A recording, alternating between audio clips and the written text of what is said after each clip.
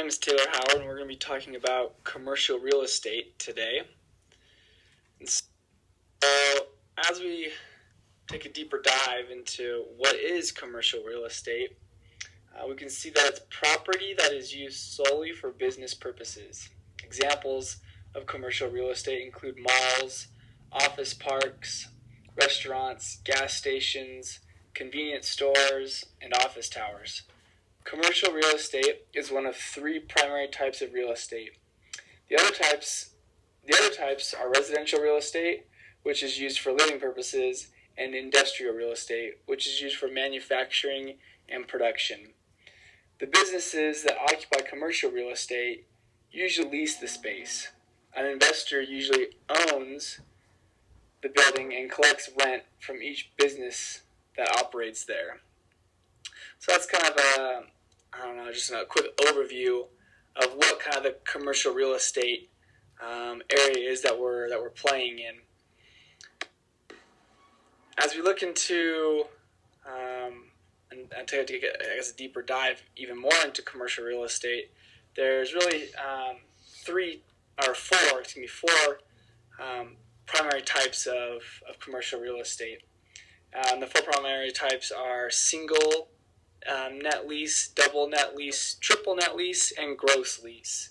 And I'll explain these in further detail. With a single net lease, the tenant is responsible for paying property taxes. In a double net lease, the tenant is responsible for paying property taxes and insurance. In a triple net lease, the tenants are responsible for paying property taxes, insurance, and maintenance. And then under a gross lease, the tenant pays only rent. So the landlord would cover property taxes, insurance, and maintenance, and all of those fees. So those are just basically set up based on the contract and whatever the landlord wants to do. And so those will vary from company to company. All right. So as we look at kind of the current landscape of commercial real estate, we can see that the U.S. commercial real estate, at least in the beginning of 2016, has kind of started to decline, according to market research and things like that. However, although commercial real estate prices have fallen by less than 1% in January and February, prices for office buildings in major city centers have fallen by almost 5% since December. And this really, for the U.S., really focuses on the Manhattan area, and that kind of runs, the rest of the U.S. market on commercial real estate. As we take a look globally, we can see that really the highest place for commercial real estate is in Hong Kong, and China. The Chinese commercial real estate market is very, very high.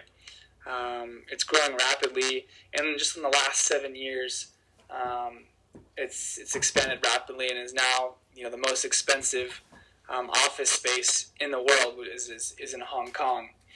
So that's very interesting as well to notice that. We see that commercial real estate sale prices rose 10% each year, and just this first quarter, it's over $2.8 billion in China. So a very large market there in China. As we take a look at the future of commercial real estate, especially kind of more so in the U.S.,